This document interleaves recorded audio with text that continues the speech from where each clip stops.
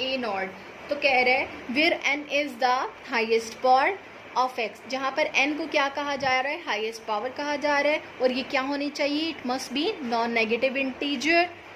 और a n से लेकर जो फर्दर है a n minus one, a n minus two up to so on, इन सबको वो क्या कह रहा है, किसका नाम दे रहा है, कोफिशिएंट्स ऑफ द पोलिनोमियल्स। क्या कह रहा है इसको, कोफिशिएंट्स ऑफ द पोलिनोमियल। और ये किस वेरिएबल में डिफाइन है, ये पूरे का पूरा एक्सप्रेशन एक्स में डिफाइन था, ठीक है। अब वो कह रहे हैं, अब नेक्स्ट चीज़ हमारे पास नेक्स्ट आ रहा है, rational expression behave like rational numbers. Rational numbers हम चैप्टर नंबर 2 में पढ़ के आए हैं और 8th क्लास में भी हमने पढ़ा हुआ है, अपनी पिछली कई क्लासेस में हमने इसको पढ़ा हुआ है। रैशनल नंबर्स क्या होते हैं, फॉर एग्जांपल आपके पास 2 नंबर्स हैं, अगर उनको फ्रैक्शन की फॉर्म में लिखा जा सकते हैं। फॉर एग्जांपल मैं जनरली हम ले रही हूँ कि मेरे पास 2 नंबर्स हैं, एक को मैं p कह रही हूँ और दूसरे को मैं क्या कह रही हूँ, q कह रही हूँ। मैं कहती हूँ if p and q are 2 numbers and if it can be written as p over q, यानी इनको p ओवर q की फॉर्म में लिखा जा सकता है, लेकिन इन पे 2 कंडीशंस अप्लाई होती हैं। वो 2 कंडीशंस क्या हैं, q should not be equals to 0, q को 0 भी नहीं होना चाहिए, और p और q दोनों किसको बिलोंग करने चाहिए, इंटीजर्स को बिलोंग करने चाहिए, ठीक है। तो हम ये क्या कहते थे कि ये क्या बन गया, रैशनल नंबर। ये तो बना रैशनल नंबर।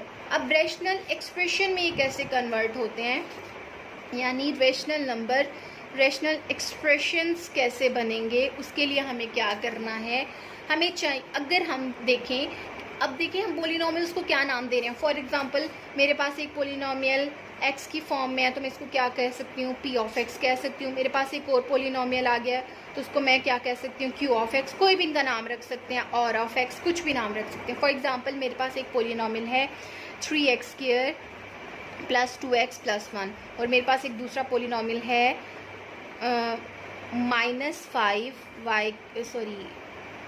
-5x की क्यूब प्लस 3x प्लस 9, ठीक है।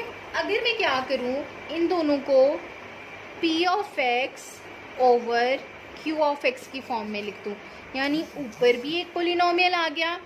वो पोलिनोमियल क्या है आपके पास, 3x square plus 2x plus 1, ऊपर भी एक पोलिनोमियल आ गया, और नीचे भी आपके पास क्या आ गया, एक पोलिनोमियल आ गया। और वो किस फॉर्म में लिखे हुए हैं, वो फ्रैक्शन की फॉर्म में लिखे हुए हैं, वो ओवर की फॉर्म में लिखे हुए हैं। तो आप क्या कहते हो कि ये एक रैशनल एक्सप्रेशन है। ये क्या है, एक रैशनल एक्सप्रेशन। अब इसकी डेफिनेशन क्या होगी, if p of x and q of x, अगर p of x and q of x are 2 polynomials, अगर आपके पास 2 पोलिनोमियल्स हैं p ऑफ x और they can be written as p of x over q of x, वो किस form में लिखे जा सकते हैं, p of x over q of x की फॉर्म में।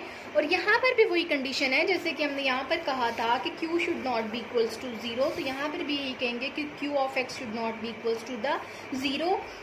और जैसे यहाँ पर कंडीशन लगती है कि p और q दोनों का जो है इंटीजर होना ज़रूरी है, यहाँ पर क्या कंडीशन लगती है कि p ऑफ x और q ऑफ x दोनों का पोलिनोमियल होना ज़रूरी है। तो इसको हम लोग क्या कहते हैं, रैशनल एक्सप्रेशन कहते हैं। क्या कहते हैं, रैशनल एक्सप्रेशन। तो ये डेफिनेशन आ गई आपके पास रैशनल एक्सप्रेशन की।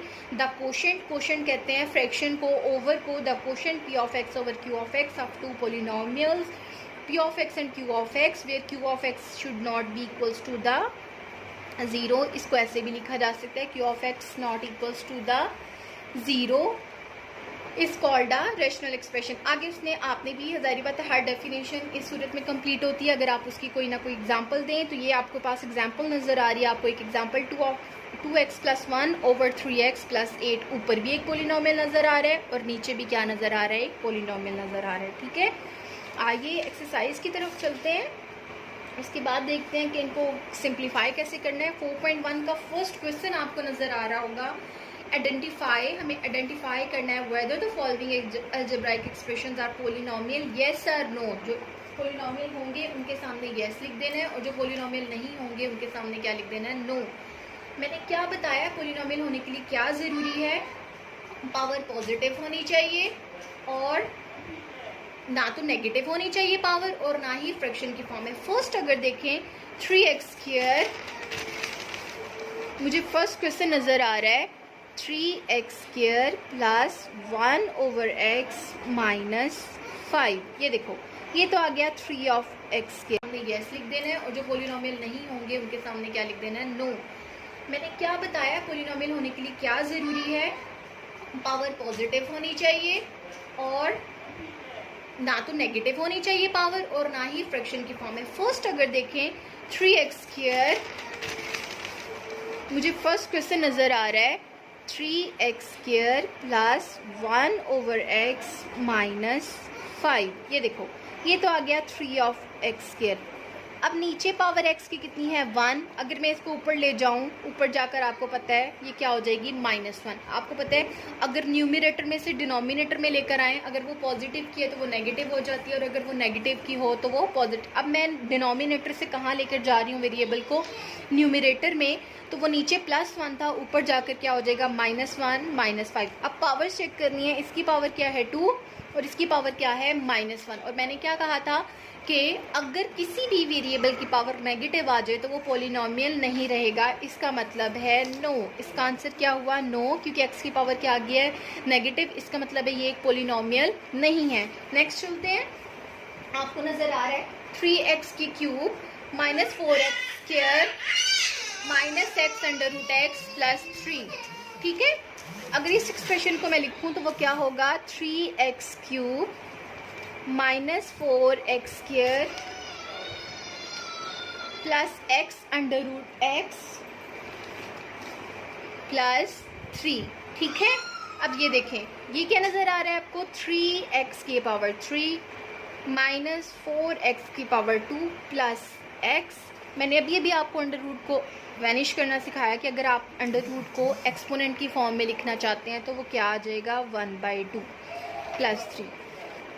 वेरिएबल की पावर चेक करें, दिस इज 3। वेरिएबल की पावर चेक करें 2, +3 +2, ये भी ठीक है, ये भी ठीक है।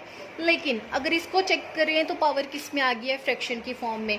और हमने क्या कहा कि ना अगर एक्सप्रेशन में नेगेटिव पावर आ जाए या फिर फ्रैक्शन की फॉर्म में एक्सपोनेंट आ जाए, पावर आ जाए, तो वो आपके पास पोलिनोमियल नहीं रहता। अब इसकी फिर से पावर किस फॉर्म में आ गई, फ्रैक्शन की फॉर्म में। इसका मतलब है ये भी हमारे पास पोलिनोमियल नहीं है। इसका आंसर भी आपके पास क्या आ जाएगा, no. Next question, x² -3x plus √2। हमने सिर्फ किसको चेक करना है, हम लोगों ने सिर्फ और सिर्फ वेरिएबल को चेक करना है। वेरिएबल है x, उसकी पावर क्या है, +2, ये ठीक है। वेरिएबल क्या है x, इसकी पावर क्या है 1, ये भी ठीक है। इसमें कोई वेरिएबल नहीं है। लेकिन अब आप सोचेंगे कि कोफिशिएंट में √2 आ रहा है तो क्या ये पोलिनोमियल है तो या नहीं है। मैंने क्या कहा, सिर्फ आपने किसको चेक करना है, वेरिएबल्स को। वेरिएबल क्या है x, पावर क्या नज़र आ रही है 2। वेरिएबल क्या है x, पावर क्या नज़र आ रही है 1। दोनों पावर्स, जितने भी वेरिएबल्स इसमें शामिल थे उनकी पावर जो है वो पॉजिटिव इंटीजर है। इसका मतलब है yes it is a polynomial. इसका आंसर क्या होगा, yes it is a polynomial. For next part मैं आप लोग के लिए छोड़ी हूँ, उसे आप खुद करेंगे और बताएंगे कि क्या वो पोलिनोमियल है या फिर नहीं है। आगे आ जाते हैं हम लोग। Next question, question number 2, state whether each of the following expression is a rational expression or not. मैंने अभी आपको बताया कि रैशनल एक्सप्रेशन क्या थे, कि अगर दो पोलिनोमियल एक्सप्रेशंस के दरमियान कोशेंट का साइन आ जाए, किसका साइन आ जाए, कोशेंट का साइन आ जाए, तो आप क्या कहते हो कि ये हमारे पास क्या है, रैशनल एक्सप्रेशन है। अब फर्स्ट अगर आप क्वेश्चन को देखो तो वो आपको क्या नज़र आ रहा है बच्चे, वो नज़र आ रहा है 3√x ओवर 3√x +5। मैं ऊपर वाली को चेक करती हूँ, मुझे जो वेरिएबल है उसकी पावर जो है वो अंडर रूट में नज़र आ गई। यानी मैं अगर इसको एक्सपोनेंट में कन्वर्ट करूँगी तो ये बन जाएगी 3x की पावर 1/2। इसका मतलब है ऊपर वाला तो पोलिनोमियल नहीं रहा, कोई एक भी पोलिनोमियल नहीं रहता, तो वो आप लोगों के पास रैशनल एक्सप्रेशन नहीं रहेगा। अब ऊपर वाला ही जब गलत हो गया, ऊपर वाला पोलिनोमियल नहीं रहा, नीचे वाले को भी अगर आप देखें तो वो भी पोलिनोमियल नहीं है, तो इसका मतलब है no, it is not a rational expression. अब नेक्स्ट पार्ट की तरफ आती हूँ, x³ -2x² plus √3 over 2 plus 3x minus x की स्क्वायर। आपने ऊपर वाले पोलिनोमियल को अलग से चेक करना है और नीचे वाले पोलिनोमियल को अलग से चेक करना है। चाहो तो अपनी आसानी के लिए इसको कह लो पी ऑफ एक्स और इसको क्या कह लो क्यू ऑफ एक्स। अगर मैं ऊपर वाले पोलिनोमियल को चेक करूँ तो वो क्या है, वेरिएबल्स की पावर्स देखनी है। वेरिएबल है x, उसकी पावर क्या है 3, वेरिएबल क्या है x, उसकी पावर क्या है 2, इसमें कोई वेरिएबल शामिल नहीं है। यानी जितने भी वेरिएबल्स शामिल थे उनकी पावर जो है वो पॉजिटिव में है। इसका मतलब है ऊपर वाला तो पोलिनोमियल है। अब नीचे की तरफ, नीचे वाले पोलिनोमियल की तरफ आ जाते हैं। इसमें कोई वेरिएबल शामिल नहीं है। इसमें जो x शामिल है उसकी पावर क्या है 1, और इसमें जो वेरिएबल शामिल है x उसकी पावर क्या है 2। यानी नीचे भी जितने वेरिएबल्स इन्वॉल्व हैं उनकी पावर्स जो हैं वो पॉजिटिव हैं। इसका मतलब है ये भी आपके पास पोलिनोमियल है। अब जब ऊपर भी एक पोलिनोमियल मौजूद है और नीचे भी क्या है, एक पोलिनोमियल मौजूद है और उनके दरमियान क्या है, कोशेंट, तो ये आपके पास क्या बन जाएगा, रैशनल एक्सप्रेशन। इसका मतलब है मैं कह सकती हूँ कि ये क्या है, रैशनल एक्सप्रेशन है। ठीक है, तो आज के लिए फ़िलहाल मैं आपको इतना ही समझा रही हूँ। आपके फीडबैक का मुझे इंतज़ार रहेगा कि आपको समझ आई है या नहीं आई। अगर आएगी तो फिर इंशाल्लाह इसी तरह से हम छोटे छोटे ट्यूटोरियल्स को लेके चलेंगे आगे, और जहाँ पर भी डिफ़िकल्टी होगी वो मैं आपको समझाती रहूँगी। थैंक यू, जज़ाकल्लाह, अल्लाह हाफ़िज़।